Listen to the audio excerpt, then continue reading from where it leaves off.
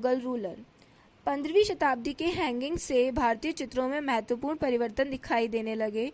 जैन अपरिभाषा शैली में अलग अलग संशोधन देखने को मिले और मालवा के चित्रों को विषय और शैली में सांकेतिक नई कलात्मक विशेषता के साथ चित्रित किया गया, जिसके उदाहरण स्पष्ट रूप से देखे जा सकते हैं। शराबी दस्यु, लॉर्ड चंदा, महापुराणा, चौरपंचिका, पालम आदि शुरुआत एंड न्यूचर में कला का पुनरुत्थान देखा गया और साथ ही राज्यों के बीच आपसी संघर्ष ने विदेशी हमलावरों पर हमला करने और खुद को मजबूत रखने के लिए सहयोगी मैदान को सुरक्षित रखा। बाबर ने स्थापित किया। भारत में मुगल शासन 1526 ईस्वी में पानीपत की लड़ाई में जीत के साथ वह अपनी मां 14वीं पीढ़ी के चेंज खान की फाहर की तरफ 5वीं पीढ़ी तैमूर का वंशज था, इसलिए मोहाल शब्द आया। मुगल बादशाह कला प्रेमी थे और मुगल शैली में निरंतर और क्रमिक विकास का पता बाबर के शासनकाल से लेकर शाहजहां तक से लगाया जा सकता है।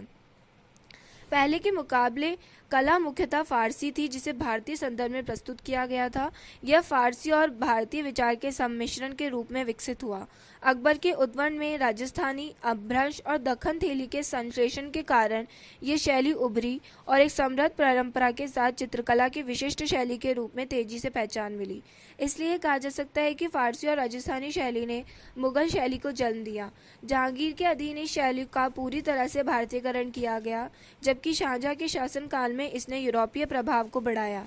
राय कृष्णदास के अनुसार मुगल शैली की उत्पत्ति बाबर के आगमन के साथ हुई और शाहजहां के शासनकाल तक इसका विकास जारी रहा।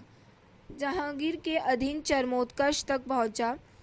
कला को नज़रअंदाज करने वाली कट्टरपंथी सम्राट औरंगजेब ने शाहजहां को सफलता दिलाई।